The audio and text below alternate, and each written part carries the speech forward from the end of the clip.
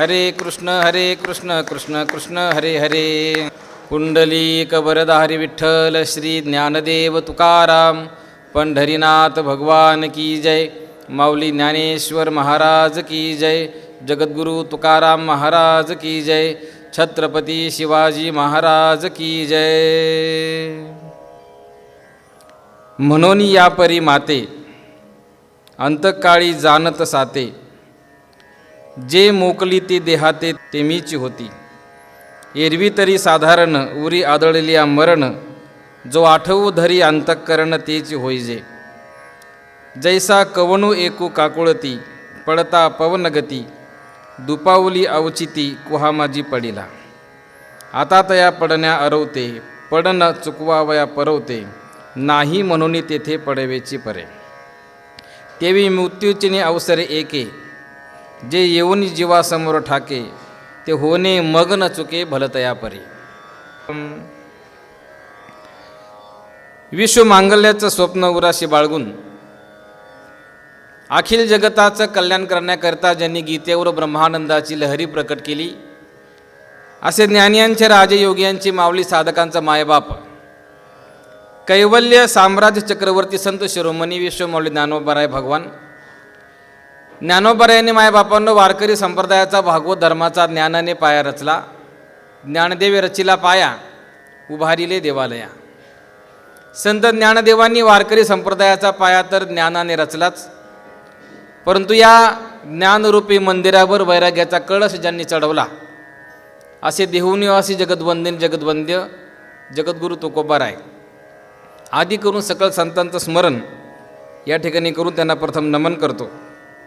आज आपण ज्या कार्यक्रमाच्या निमित्ताने या ठिकाणी उपस्थित झालेलो आहोत, कैलासवासी श्री सूर्यकांत ज्ञानोबा मखामले यांचं प्रथमच पुण्यस्मरण आज या गीताई बँक्वेट हॉलमध्ये समस्त मखामले परिवार व आप्तेष्ट नातेवाईक श्री क्षेत्र लोहगाव या सर्वांनी मिळून केलेलं आहे. ते ना जाऊन 1 वर्ष पूर्ण होतं आहे. त्यानिमित्तानं हे वर्षश्राद्ध पुण्यस्मरण आपण या ठिकाणी करत आहोत. त्यांचा अल्पपरिचय असा आहे की ज्यांचा जन्म 3 फेब्रुवारी 1967 झालेला आहे. त्यांना 2 भाऊ आणि 4 बहिणी आहेत.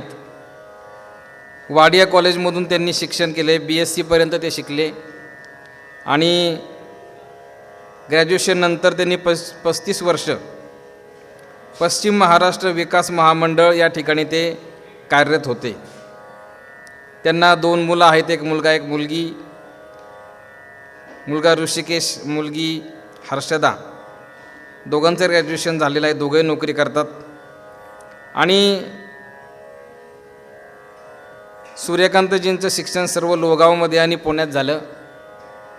मितभाषी शांत स्वभावाचे ते होते असे या ठिकाणी उल्लेख या ठिकाणी करावा असं वाटतो. आरंभीच प्रस्तावना करणाऱ्या व्यक्तींनी पण उल्लेख केला की कामामध्ये सुद्धा त्यांचे सुस्वभावी असल्यामुळे कोणाशी वाद झाले नाहीत. अतिशय सुंदर आयुष्य त्यांनी या ठिकाणी व्यतीत केलेलं आहे. आणि हा खरं तर दुःखाचा प्रसंग आहे असं म्हणता येईल. तुम्ही फार सुंदर प्रस्तावनेमध्ये खूप सुंदर मुद्दे बोललेत, मी ऐकत होतो.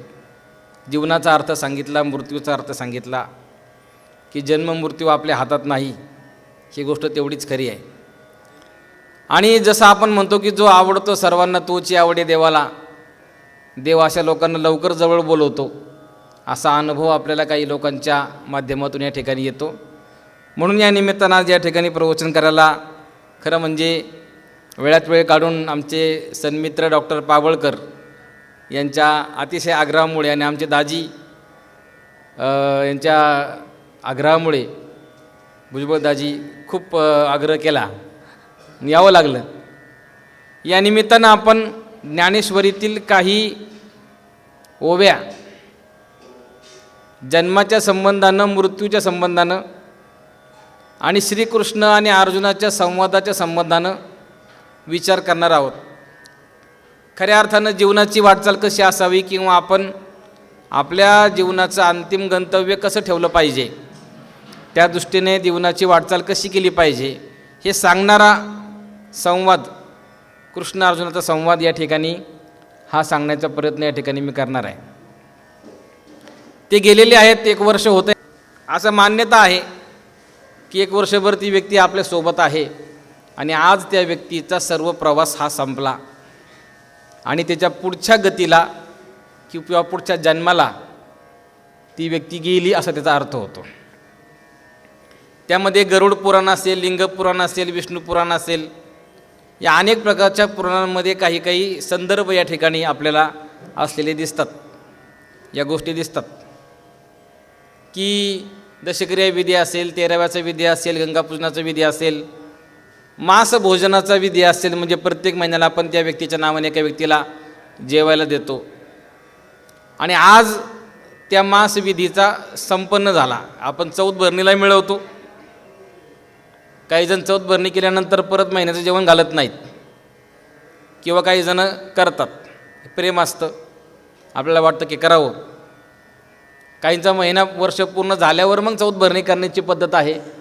या सगळ्या प्रथा परंपरा पाळत पाळत आपण पुढं चाललेलो आहोत. मग आज या ठिकाणी हे पूर्ण झालं असं मान्यता आहे की ती व्यक्ती सूक्ष्म रूपाने, सूक्ष्म शरीराच्या रूपाने आपल्यासोबत 1 वर्षभर असते. आपले त्यांचे आईवडील असतील, पत्नी असेल, मुलं असेल, मित्र असेल, शेजारी असतील, कामातले असतील, कुठलेही असतील, त्या सगळ्यांच्या आसपास ती व्यक्ती 1 वर्षभर असते, अनुभव घेते आणि त्यानंतर ती आज खऱ्या अर्थानं आपल्या शास्त्रसंमतीप्रमाणे पुढच्या गतीला जाण्यासाठी मोकळी होते. म्हणून या दिवसाला काही जिल्ह्यांच्या पद्धतीप्रमाणे मुक्तिदिनसुद्धा शब्द वापरला जातो. आता आम्ही अनेक जिल्ह्यांमध्ये प्रवचनं करतो, मुक्तिदिन शब्द वापरला जातो. काही ठिकाणी या कार्यक्रमाला फुलाचे कीर्तन किंवा फुलाचे प्रवचन म्हणतात. फुलाचा पुष्पवर्षाव करण्याची पद्धत असते. सोलापूर किंवा सातारा, कोल्हापूर भागामध्ये प्रवचन चालू असताना आतमध्ये पण विधी चाललेला असतो. ब्राह्मण काका पोदी विधी करत असतात. तो विधी 12 वाजता संपतो, प्रवचन 12 वाजता संपतं. सगळ्यांनी फुलाचा वर्षाव करायचा, मग आरती म्हणायची, अशी पण काही ठिकाणी पद्धत आहे. वर्षाने करतो म्हणून याला वर्ष श्राद्ध म्हणूया, श्रद्धेने करतो म्हणून श्राद्ध म्हणूया. ही अंधश्रद्धा नाही, ही श्रद्धा आहे. श्रद्धा आपल्या वडिलांवर, श्रद्धा आपल्या भावावर, श्रद्धा आपल्या मित्रावर, नाही का, श्रद्धा आपल्या वडिलांवर, श्रद्धा आपल्या मुलावर. ही असणारी श्रद्धा व्यक्त करण्यासाठी किंवा त्याबद्दल असणारं आपलं जे कर्तव्य पूर्ण करण्यासाठी श्रद्धेने करतो म्हणून त्याला वर्ष श्राद्ध असं म्हणूया. आणि जे पुण्य व्यक्ती असतात त्यांचं स्मरण केलं जातं म्हणून त्याला पुण्यस्मरण असं म्हटलं जातं. आपले स्मरण पुण्य व्हावं यासाठी माणसाने आयुष्यभर प्रयत्न करायला पाहिजे. म्हणजे आपण गेल्यानंतर बाबा गेला एकदाचा असं लोकांनी म्हणू नये.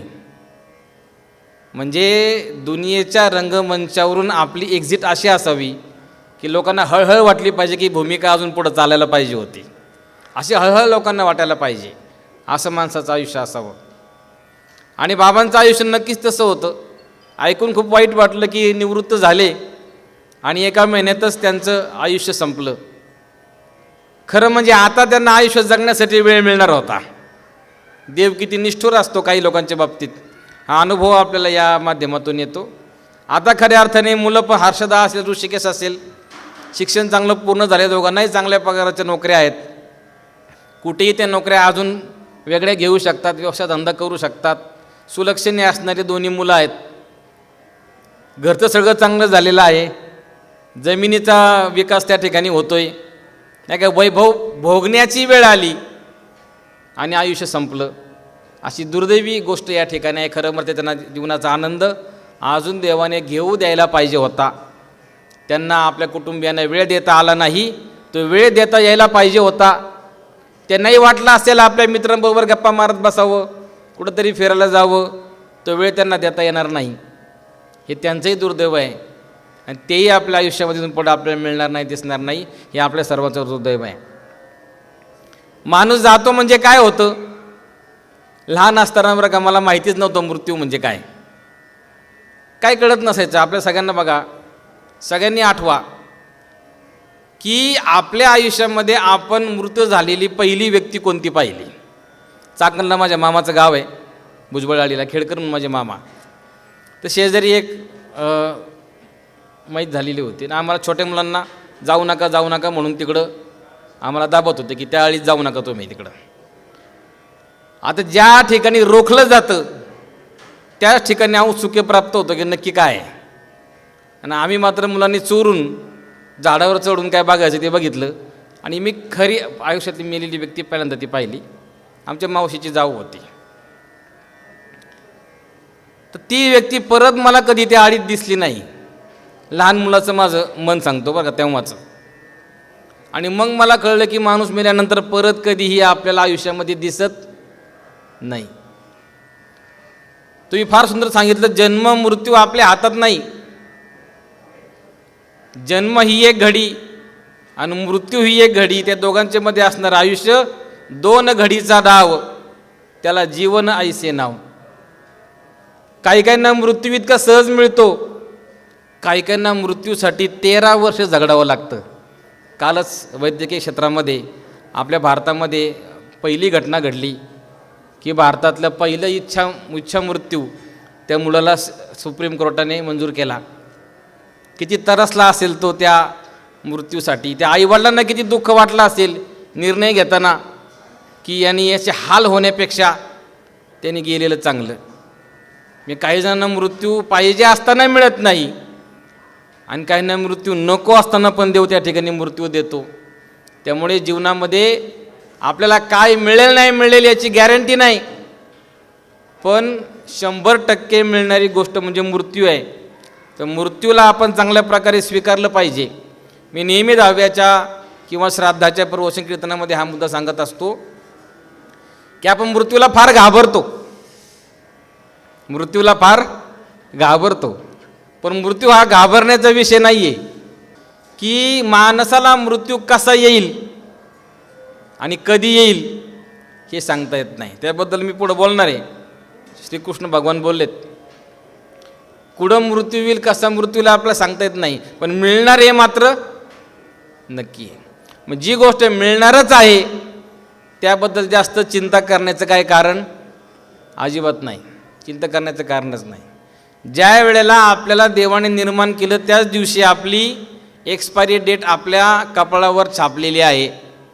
जशी आपल्या मोबाईलवर छापलेली असते, बिस्किटच्या पुड्यावर छापलेली असते नाही का, साखरेच्या पुड्यावर छापलेली असते, सगळ्यांवर छापलेली असते, डॉक्टर साहेबांच्या औषधावर पण छापलेली असते की एक्सपायरी डेट नाही का. तशी आपल्यावर पण डेट छापलेली आहे, परंतु आपल्याला ती माहीत नाही. त्यामुळे मृत्यू आपण कसा स्वीकारतो हे माझ्या प्रवचनाचा मुख्य हायलाईट पॉईंट तो असतो की आपण मृत्यूला स्वीकारलं पाहिजे. मृत्यू कधी ना कधी आपल्याला मिळणारच आहे, तर आपलं आयुष्य आपण आनंदानं जगावं. मी वाक्य नेहमी सांगतो की माणूस असा जगतो की जणू काही कधी मरणारच नाही, आणि एक दिवस असा मरतो की जणू काही कधी जगलाच नाही. खरं म्हणजे विसर पडतो आपल्याला की आपण मरणार आहे. आपण असं 10व्याच्या त्या ठिकाणी बसल्यावर मग आपल्याला वाटतं अरे आयुष्य किती क्षणभंगूर आहे. हे सगळं माया मोह भांडण तंटा पैसा पाणी स्पर्धा सत्ता हे सगळं झूट आहे, माणुसकीच खरी. हे कुठं वाटतं आपल्याला फक्त 10व्याच्या घाटावर मैतीला गेल्यावर वाक्य वगैरे लिहिलेले असतात, प्रवचन करा आम्ही लोक सांगतो, किंवा आता ह्या हॉलमध्ये तुम्हाला तासभर वाटेल. त्याला स्मशान वैराग्य असा शब्द आहे शास्त्रामध्ये. काय वगैरे स्मशान वैराग्य. खूप वाटतं आपल्याला की ह्या क्षणभंगूर आहे, आपण असं करायला नाही पाहिजे, कोणाचा राग धरू नये, कोणाची भांडण करू नये. मग भावाबरोबर असू द्या, नाही तर बायकोबरोबर असू द्या, किंवा बिझनेस पार्टनरबरोबर असू द्या, किंवा आणखी कोणाशी असू द्या. पण नंतर 1-2 तास झाले, जागा सोडली, आपण बाजूला गेलो की ते वैराग्य संपून जातं, स्मशानापुरतंच असतं. म्हणून स्मशान वैराग्य म्हणतात. मग परत आपल्या मनामध्ये राग लोभ द्वेष मद मत्सर परत चालू होतो. हे तेवढ्यात संपणारी गोष्ट नाही, ही आपण कायमस्वरूपी लक्षात ठेवण्यासारखी गोष्ट आहे. म्हणून आपण एकमेकाशी माणुसकीने वागायला पाहिजे, प्रेमाने वागायला पाहिजे. जेवढे दिवस आहेत तेवढे आनंदाने जगायला पाहिजे. हाच या ठिकाणी भाग या ठिकाणी असतोय. माणसाच्या आयुष्यामध्ये वडिलांचं बापाचं महत्त्व अनन्यसाधारण आहे. पूर्वीच्या काळापासून आतापर्यंत संपूर्ण कुटुंब हा पुरुष चालवत आला, घर संपूर्ण स्त्री सांभाळत आली. या दोन्ही व्यक्तीने आपलं आयुष्य हे सुंदर होत असतं, समृद्ध होत असतं. परंतु घराचा आधार जेव्हा जातो त्यावेळेला खऱ्या अर्थाने खूप वाईट वाटतं. त्या मुलांना त्यांच्या वडिलांचा आधार आता परत कधी मिळणार नाही. आठवण येईल परंतु त्यांचे वडील त्यांना परत कधी दिसणार नाही. त्यांच्या बहिणींना त्यांचा भाऊ परत कधी दिसणार नाही. त्यांच्या भावांना त्यांचा भाऊ परत कधी दिसणार नाही. मित्रांना मित्रसुद्धा परत कधी दिसणार नाही. फार मोठी घटना ही आपल्या आयुष्यामध्ये असते आणि या आयुष्याचा अर्थ आपण समजून घेतला पाहिजे. म्हणून या संकल्पने हा प्रवचन प्रपंच हा त्यासाठी केलेला आहे. या विषयासंदर्भातली सुंदर ही 8व्या अध्यायातल्या काही 4 गोव्या मुद्दा मी निवडल्यात. एकच ओवी घ्यायला पाहिजे, परंतु कधीकधी एखादा विषय एका ओवीमध्ये पूर्ण होतो. परंतु कधीकधी अजून काही 4-5 ओव्या घेतल्या तर तो विषय अजून जास्त स्पष्ट करता येतो. म्हणून मी कधी एक ओवी घेतो, कधी 4-5 ओव्या घेतो. अर्जुनाचा आणि कृष्णाचा संवाद चालला आहे, लक्षात घ्या. अर्जुनाचा कृष्णाचा संवाद चालला. कृष्णाने अर्जुनाला गीता सांगितली. कुठं सांगितली? युद्ध सुरू करायच्या वेळेला. ही वेळ आहे का सांगायची? विचार करा तुम्ही. एवढं सगळं झालं आहे, महाभारत रचले, ह्या सगळ्या मोठ्या स्टोरीचा मेन कॅरेक्टर, मेन हिरो, नायक अर्जुन, आणि तोच ऐनवेळी म्हणायला लागला की मी लढणार नाही, मला युद्ध करायचंच नाही, नाही का? मग अर्जुनाच्या मनामध्ये मोह निर्माण झाला होता. तो मोह दूर करण्यासाठी श्रीकृष्णाला ती गीता सांगावी लागली. 18 दिवस ते युद्ध चाललं. एक दिवस पहिला सगळा त्यांना गीता सांगण्यासाठी गेला. मग एकाने प्रश्न विचारला की त्यांना श्रीकृष्णाने युद्धातच का सांगितली, आधी सांगता आलं नाही का त्याला? वास्तविक पाहता अर्जुन आणि श्रीकृष्ण एकमेकाचे बालमित्र होते. ते लहानपणापासून किती वेळा एकमेकाला भेटले असतील. मग हे सगळं आधी सांगता आलं नाही का त्यांना, युद्ध करायच्या वेळेलाच का? त्याचं उत्तर असं आहे, ज्या वेळेला माणसाच्या मनामध्ये संशय निर्माण होतो, ज्या क्षणी माणसाच्या मनामध्ये कन्फ्युजन तयार होतं, त्याच वेळेला उपदेश करणं गरजेचं असतं. आतापर्यंत अर्जुन मनाने धीर होता, परंतु समोर आपले चुलते, आपले भाऊ, आपले गुरुबंधू, आपले गुरु स्वतः समोर उभे असल्यावर त्याचा हात कापायला लागला, मन थरथरायला लागलं आणि मग त्याला मोह निर्माण झाला, प्रेम निर्माण झालं. त्याला काय निर्माण झालं? आपल्या वडिलांना, आपल्या चुलत्यांबद्दल, आपल्या चुलत भावांबद्दल, आपल्या गुरूंबद्दल, गुरुबंधू प्रेम निर्माण झालं. मी यांना मारणार नाही. मग देव म्हणले की तू जन्मालाही घालत नाही आणि तू मारत पण नाही, हे सगळं मीच करत असतो. हे तुझं गैरसमज आहे की तू मारणार आहे. तू जरी नाही मारलं तरी मी त्यांना कसं मारायचं मला माहिती आहे. तू समजू नको, असं गैरसमज आहे तुझा की तू यांना मारणार आहेस म्हणून. हे सगळं माझं करण्याचा भाग आहे, पण कोणाच्या हाताने करायचं हे माझ्या हातावर आहे. मग हे सगळं सांगत असताना त्या अर्जुनाला हा तत्त्वज्ञानाचा उपदेश करण्याची वेळ त्या ठिकाणी आली. आणि मग अर्जुन एक प्रश्न विचारतो आणि त्याची एक उत्तरं हा भगवान परमात्मा त्यांना देतो. असं करत करत ते 8व्या अध्यायापर्यंत आले. आपला विषय आज 8व्या अध्यायाला मध्ये घेतलेला आहे. आणि मग भगवंत भक्तीचं महत्त्व सांगतोय, तुम्ही भक्ती करायला पाहिजे. त्याने कर्मसिद्धांत सांगितला, सांख्यवाद सांगितला, 5व्या अध्यायामध्ये योग सामर्थ्याचा वाद सांगितला. भक्तियोग अजून पुढे त्याला 11व्या अध्याय 12व्या अध्याय सांगायचा आहे. ठासून ठासून ठासून देव सांगतो की तुम्ही भक्ती करा, भक्ती करा, भक्ती करा, माझी भक्ती करा, तुमचं कल्याण होईल, तुमचं कल्याण होईल, तुमचं कल्याण होईल. परंतु सांगणाऱ्या माणसाचा किती खरं मानायचं हे ऐकणाऱ्या माणसाच्या मनावर अवलंबून आहे. मनामध्ये शंका येतात. काय होतं मनामध्ये? आपल्याला किती जवळच्या मित्राने काय सांगितलं तरी लगेच खरं वाटत नाही. अगदी नवरा बायकोने तरी एकमेकाला काय सांगितलं ना तरी पटकन विश्वास बसत नाही. कोणाला तरी खात्री केल्याशिवाय तो विश्वास बसत नसतो. मग अर्जुनाने प्रश्न विचारला ह्या 8व्या सुरुवातीला की आधी यज्ञ म्हणजे काय, आधी भौतिक म्हणजे काय, हे सगळं मला सांग. आणि जर तू आम्हाला सांगतोस की आमची भक्ती करा, तुम्ही आमच्यापर्यंत याल, तर आम्ही तुझं ऐकू. ठीक आहे. याचं आम्हाला काय फळ मिळेल हे फक्त आम्हाला एकदा सांग, मग आम्ही डोळे झाकून तुझ्यावर विश्वास ठेवायला मोकळे. हा प्रश्न कोणी विचारला आहे? अर्जुनाने. गीता फार इंटरेस्टिंग आहे.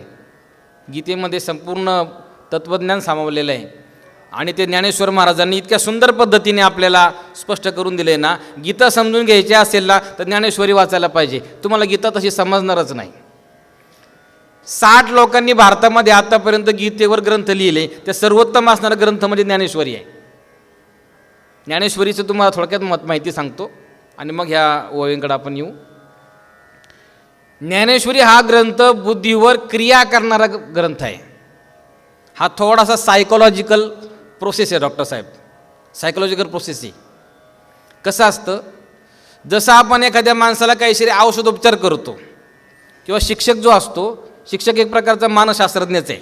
त्याला मुलांच्या बुद्धीवर डोक्यावर काम करावं लागतं. थिंकिंग प्रोसेस त्याची चेंज करावी लागते. मोठा मानसशास्त्रज्ञ असतो शिक्षक. डॉक्टरला सुद्धा आपण बघा, आजारी पडलो डॉक्टरांकडे गेलो की निम्मा आजार बरा होतो डॉक्टरला पाहिल्यावरच. काय होतं? BP तपासला जातो ना आपण, BP झाला डॉक्टरांनी हात घेतलं काय नॉर्मल आहे, मग कसं काय वाढला होता? डॉक्टरांच्या स्पर्शाने आणि जवळ आल्यामुळं कमी झाला. ज्ञानेश्वरी हा ग्रंथ असा आहे की ज्ञानेश्वरीच्या शब्दामध्ये जादू आहे, एक प्रभाव आहे. कुठलंही असं ज्ञानाचा विषय नाही जगातला की या ज्ञानेश्वरीमध्ये आलेला नाही, असा एकही विषय नाही. जेवढी विषयाचे शिक्षणशास्त्र असेल, वैद्यकशास्त्र असेल, गृहशास्त्र असेल, पाकशास्त्र असेल, योगशास्त्र असेल, जेवढी काही शास्त्रविषय जगात शिकवले जातात त्या प्रत्येकाचा संदर्भ ज्ञानेश्वरीमध्ये माऊलींनी दिलेला आहे. ज्ञानेश्वरीच्या रोजच्या वाचनाने तुमच्या बुद्धीवर असा परिणाम होतो की तुमची विचारशक्ती आपोआप तयार होते. आपोआप. जर तुम्हाला तुमच्या मनातील चिंता मिटवायच्या असतील, जर तुमच्या मनामध्ये गोंधळाची परिस्थिती निर्माण झालेली असेल, काय करावं काय करू नये हे कळत नसेल, किंवा आयुष्य तुमचं नैराश्याकडे चाललेलं आहे, आयुष्यामध्ये काही मार्ग दिसत नाही, कुटुंबात दुःख आहे, समाजात दुःख आहे, वैयक्तिक आयुष्यात दुःख आहे, मनस्थिती आपल्याला आपल्या नियंत्रणामध्ये आणता येत नाही, बाकी काही करू नका, फक्त ज्ञानेश्वरी वाचा. नाही कळली तरी चालेल, तुम्हाला महिन्याभरात फरक दिसेल, हा माझा दावा आहे. माऊलींच्या ओव्यांमध्ये इतकी ताकद आहे की तुमच्या मनावर आपोआप परिणाम होतो आणि एक थिंकिंग प्रोसेस माणसाची तयार होते. जे डाऊट आपल्या मनामध्ये असतात ना, ते सगळे डाऊट, अभ्यासक जर एखादा माणूस असेल, ज्ञानेश्वरीच्या वाचनाने ते डाऊट सगळे निघून जातात. समाजात कसं वागावं ते कळतं, सगळ्या गोष्टी कळतात. मग अर्जुनाने प्रश्न विचारला की तुझी आम्ही भक्ती करू, आम्हाला याचं आउटपुट काय मिळणार? आणि आता तसंच झालं ना महाराज, काहीतरी दिल्याशिवाय कुणी काहीतरी देत नाही. हा सगळा बाजार कसा आहे, हा देण्या घेण्याचा गिव्ह अँड टेक प्रोसेस. दुसरी प्रेम द्यायचं आणि प्रेम घ्यायचं हा विषय राहिलेलाच नाही. जग सगळं व्यवहारी होऊन गेलेलं आहे, सगळं व्यवहारी होऊन गेलेलं आहे. असं म्हणतात की वक्त का पता नहीं चलता अपनों के साथ, लेकिन अपनों का पता जरूर चल जाता है वक्त के साथ. जशी जशी वेळ पुढे जाईल तशी तशी आपली माणसं तुम्हाला हळूहळू कळत जातात आणि हे एक प्रकारचं नैराश्य आपल्याला येतं. म्हणून प्रत्येकाचा देण्या घेण्याचा व्यवसाय आहे. अर्जुनाने प्रश्न विचारला, अजून काय चुकीचे प्रश्न विचारत नाही. अर्जुन आपला प्रतिनिधी आहे, त्याला माहीत होतं की कलियुगात लोक काय विचारणार आहे, त्याने आधी विचारून ठेवलं, मग देवाने उत्तर दिलं. फार सुंदर उत्तर दिलं. आजचा जी ओवी त्याला मी स्पर्श करतो की म्हणून या परिमाते अंतकाळी जाणत साते, जे मोकली ते देहाते ते मीच होती. हे अर्जुना, शेवटी अंतकाळी जे माझं स्मरण करतात ते माझ्या जवळ येतात. एरवी तरी साधारण उरी आदळलेल्या मरण, जो आठवो धरी अंतःकरण त्याची होई. जे एरवी मरत असताना जे लोक माझं स्मरण करणार नाही, वेगळं काहीतरी स्मरण करतात, ते त्या गतीला जातात. स्पष्ट सांगतात ते. जैसा कवनु एकू काकुळती पडता पवन गती, दुपावली अवचिती कुहामजी पडिला, आता तया पडण्या अरवते. पडन चुकावया परवते, नाही म्हणून तेथे पडावेची पडे.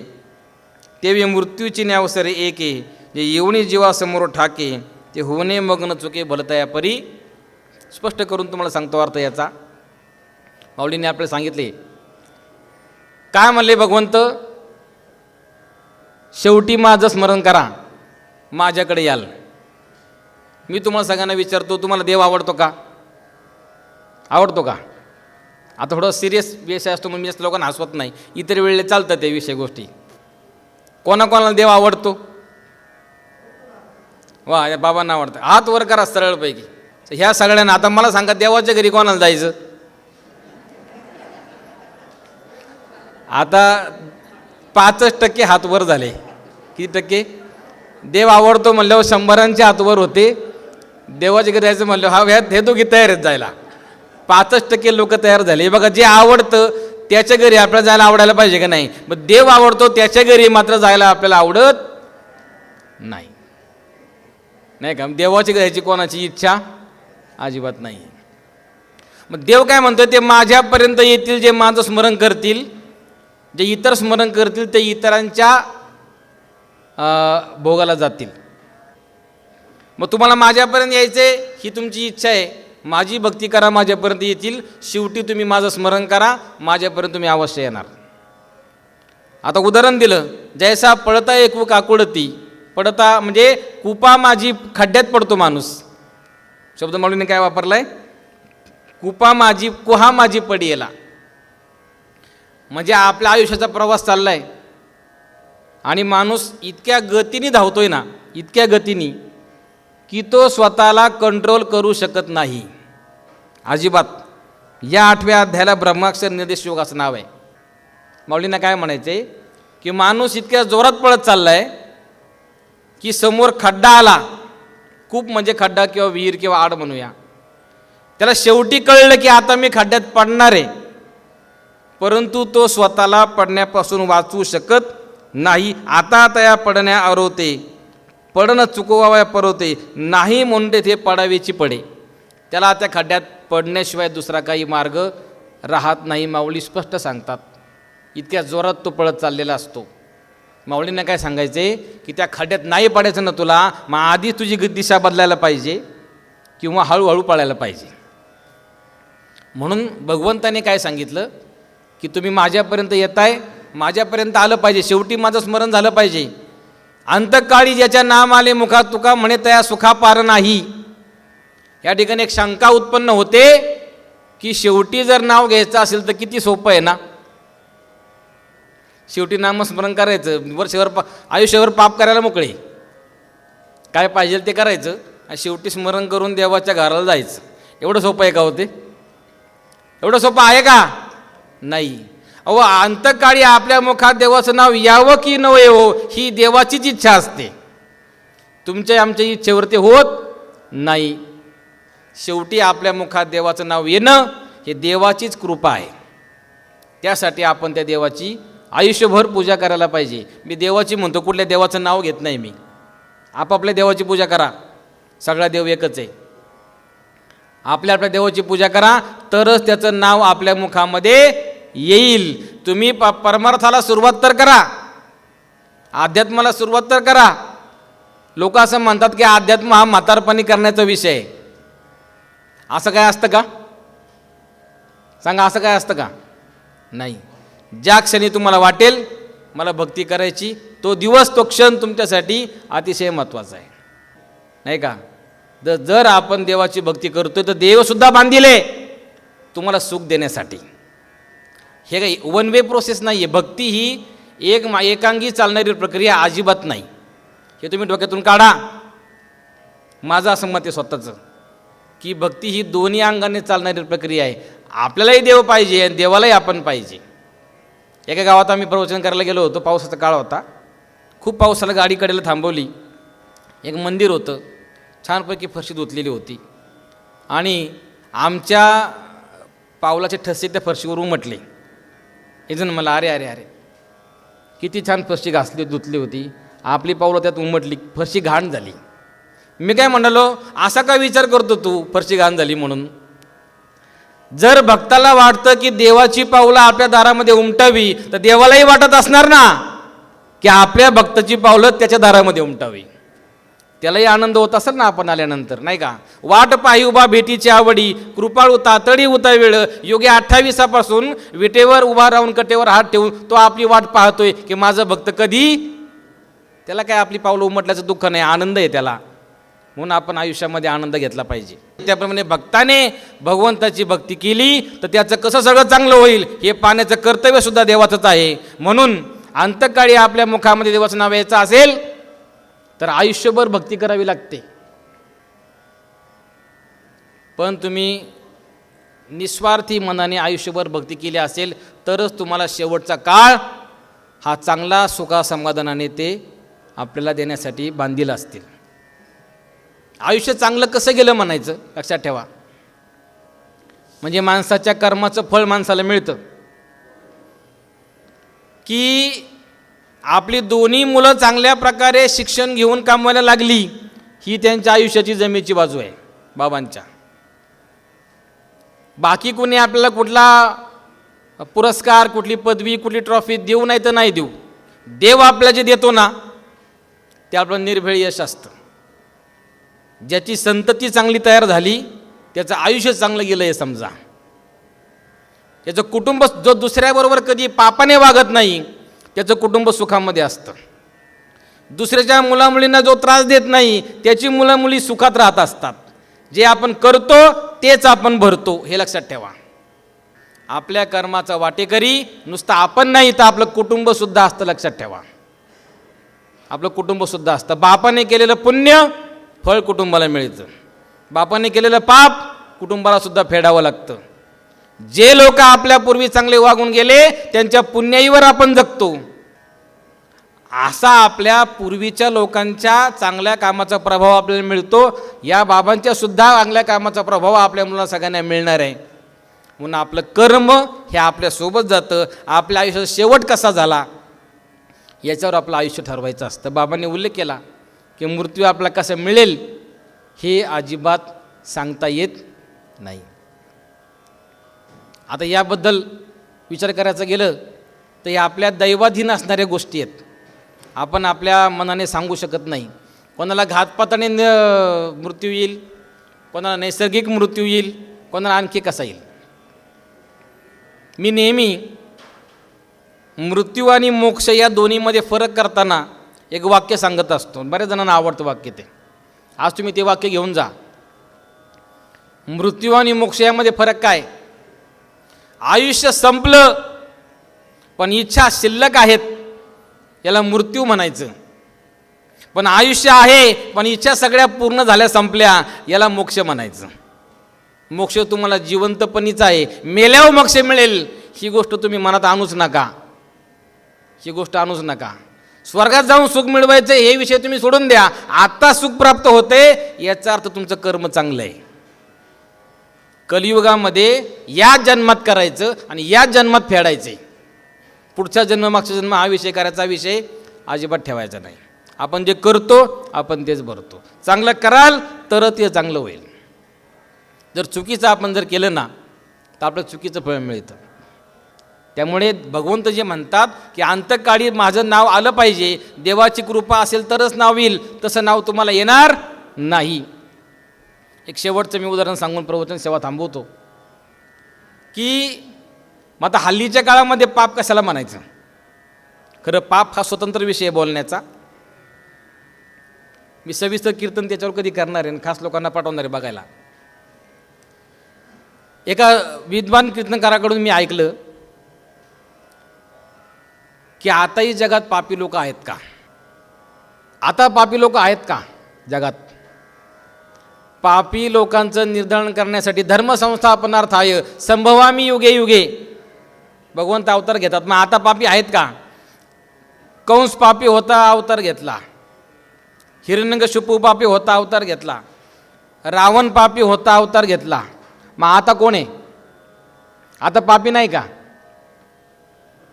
प्रत्येक जणाच्या मनामध्ये स्वतः पुण्यवान आणि पुढचा पापी. आता कळलं का? पुढचा पुण्यवान स्वतःला पुण्यवान समजतो आपण सगळेजण, माझ्या सकट तुम्ही, मी पण तुमच्यासारखाचे फक्त बोलायला पुढं बसतो, बाकी काही नाही. दुसऱ्याला आपण पापी समजतो. गाव असो, सोसायटी असो, ग्रामपंचायत असो, आता कुठली संस्था असो, काही असो, मी जे करतो, मी विचार करतो हेच बरोबर, आणि दुसरं जे करतो ते चुकीचंच आहे हे आपण ठाम समजतो, हे सुद्धा पापच आहे. पुढच्याच्या विचाराचा आदर न करणं हे पाप आहे. एक छोटीशी कथा सांगून पुढे जाईल 2 मिनिटाची, की बोलण्यातून कसं पाप घडतं हे तरी आपण टाळावं, वाणीचं पाप टाळावं. हा माझा शेवटचा मुद्दा आजचा राहील. एक राजा होता. त्या राजाने सहस्र भोजन घालण्याचा संकल्प केला. सहस्र ब्रह्मभोजन म्हणजे 1000 ब्राह्मणांना जेवायला घालायचं. सहस्र ब्राह्मण बोलवले, यज्ञ झाला, सगळं झालं. स्वयंपाक एका बाजूला चालू होता. तो आचारी संपूर्ण खीर वगैरे सगळं पुरी सगळं तयार करत होता. त्याच वेळेला एका शेजारच्या डोंगरावर एक नाग एका बेडकाला गिळण्याचा प्रयत्न करत होता. त्या नागाने त्या बेडकाला अर्ध आपल्या जबड्यामध्ये घेतलेलं होतं, आणि त्या नागाचे दात लागल्यामुळे त्याचं काही विष त्या बेडकाच्या अंगावर लागलेलं होतं. त्याच वेळेला एक गरुड उडत उडत आला आणि त्याने त्या नागाला उचललं. गरुडाने नागाला उचललंय, नागाच्या जबड्यामध्ये बेडूक आहे. तर गरुड उडत उडत चालला होता. नेमका ज्या ठिकाणी स्वयंपाक चालला होता तिथूनच तो चालला, आणि त्या नागाच्या जबड्यातून तो बेडूक सुटला, डायरेक्ट खिडीच्या पातेल्यात जाऊन पडला. स्वयंपाकाला माहीत नाही, कोणाला माहीत नाही. भयंकर विषारी नागाचं विष त्या बेडकाच्या शरीराला लागलेलं होतं. संपूर्ण खिरीमध्ये ते सगळं विष पसरलं, आणि ती खीर खाल्ल्यामुळे सगळे 1000 ब्राह्मण गतप्राण झाले. दुर्घटना घडली. ती घटना संपली. त्याला 1 वर्ष झालं त्या घटनेला. 1 वर्षानंतर असेच 10-12 ब्राह्मण तीर्थयात्रा करत करत करत त्या गावातून चाललेले होते. नदीच्या काठी पाणवठ्यावर ते पाणी प्यायला थांबले. 4-5 स्त्रिया त्या ठिकाणी धुणं भांडी करत होत्या. त्यांनी विचारलं की ताई, या ठिकाणी कुठं काही जेवायची व्यवस्था होईल का? आम्ही फार लांबून आलो आहे, कुठं आम्हाला भोजन मिळेल का? तर दुसरी म्हणाली, हो मिळेल की, आमच्या राजाने यज्ञ मांडला आहे, सहस्र भोजनाचा संकल्प आहे, जा आणि जेवा. पण दुसरी जी बाई होती ती म्हणाली, नका जाऊ, तो जो राजा आहे ना, तो अन्नामध्ये विष कालवतो आणि लोकांना, ब्राह्मणांना मारून टाकतो. आता त्या ठिकाणी चित्रगुप्त म्हणला की ते 1000 ब्राह्मण मेले याचं पाप ह्या बाईच्या माथ्यावरल्या. 1000 ब्राह्मण मागच्या वर्षी मेले, त्या बेडकाची चूक नाही, त्या नागाची चूक नाही, त्या गरुडाची चूक नाही, राजाची पण चूक नाही, स्वयंपाक करणाऱ्याची चूक नाही, स्वयंपाक वाढणारी कोणाचीच चूक नाही, ते पाप कोणाचंच नाही. परंतु जे आपल्याला माहीत नाही ते खोटं आहे का खरं आहे हे खात्री केल्याशिवाय दुसऱ्याची बदनामी केली हे पाप आहे, हे त्या बाईच्या माथ्यावर फाडा. म्हणून आपल्या वाणीचं पाप हे आपण सांभाळलं पाहिजे. पापाचा एक प्रकार या ठिकाणी तुम्हाला सांगितला. खूप जीवाचे काम करून तुम्ही या ठिकाणी ऐकताय. तर प्रवचनाची वेळ आपली संपलेली आहे. या ठिकाणी या सूर्यकांत ज्ञानोबा मखामले यांच्या स्मरणाच्या निमित्ताने या ठिकाणी आपण जमलो. आमचे दाजी असतील, डॉक्टर साहेब असतील, यांच्या आग्रहाखातर या ठिकाणी माझा येण्याचा योग आला. वेळात वेळ काढून खरं म्हणजे मला आग्रह मोडवताच आला नाही, कारण आनंद वाटतो कोणी आपल्यावर प्रेम करतं, आपण वेळ दिला पाहिजे. झालेली सेवा या ठिकाणी मी बाबांच्या चरणी समर्पित करतो. या निमित्तानं माऊलींची गोवी घेऊन थोडंफार कर्मवाद सांगण्याचा, भक्ती सांगण्याचा प्रकार केला. थोडासा गंभीर विषय असतो, हसून खेळून जास्त घेतलं नाही, कारण हे काही कीर्तन नाही. कीर्तनात थोडंसं आपला हसी मजा केलेला चालतो, परंतु थोडंसं गंभीर विषय असला की त्याचं औचित्य आपण सांभाळलं पाहिजे. या ठिकाणी जे काही मी सांगितलं असेल माझ्या गुरुवर्यांची कृपा आहे. जर काही चुकलं असेल तर माझी चुकी देऊन मला क्षमा करा. माझ्या वाणीला या ठिकाणी मी थांबतो. विठ्ठल विठ्ठल विठ्ठल विठ्ठल विठ्ठल विठ्ठल. पुंडलिक वरदारी विठ्ठल श्री ज्ञानदेव तुकाराम पंढरीनाथ भगवान की जय. माऊली ज्ञानेश्वर महाराज की जय. जगद्गुरु तुकाराम महाराज की जय. छत्रपती शिवाजी महाराज की जय. विठ्ठल विठ्ठल.